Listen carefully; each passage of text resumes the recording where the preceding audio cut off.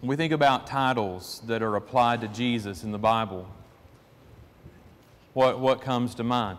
Maybe you think about Isaiah 9 verse 6, and even if you don't know the reference, you probably know the verse once you hear it, right?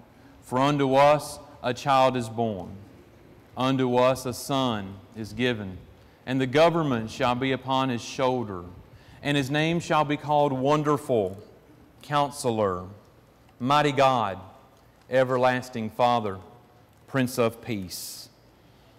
And then we come over to the New Testament and we encounter the more, familiar titles for Jesus, like Lord and Son of God, Son of Man. Did you know that Jesus is referred to as the Son of Man nearly twice as much as He is Son of God?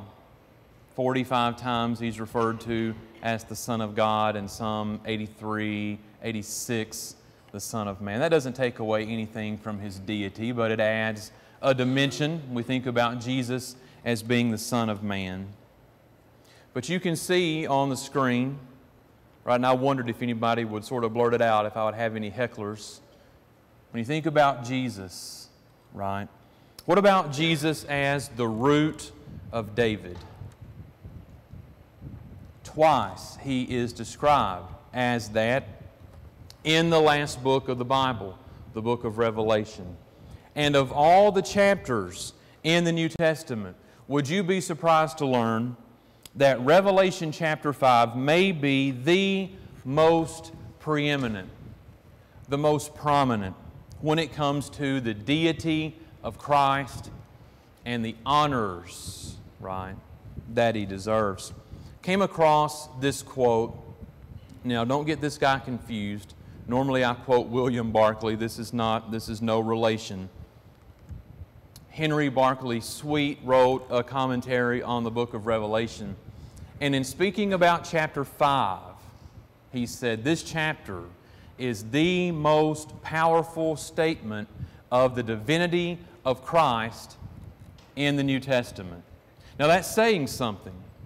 When you think about the chapters, and I know that in a way there's a sense in which every chapter in the Bible is about Jesus, but you think about the chapters that specifically focus on the deity and the divinity of Christ, and to say Revelation 5 may be the most prominent. And again, that's somewhat subjective. I mean, how would you determine that? But it's saying something, right? When you have Colossians chapter 1, and Philippians chapter 2 to say Revelation 5. And we don't think about, that's not, on our teaching calendar very much.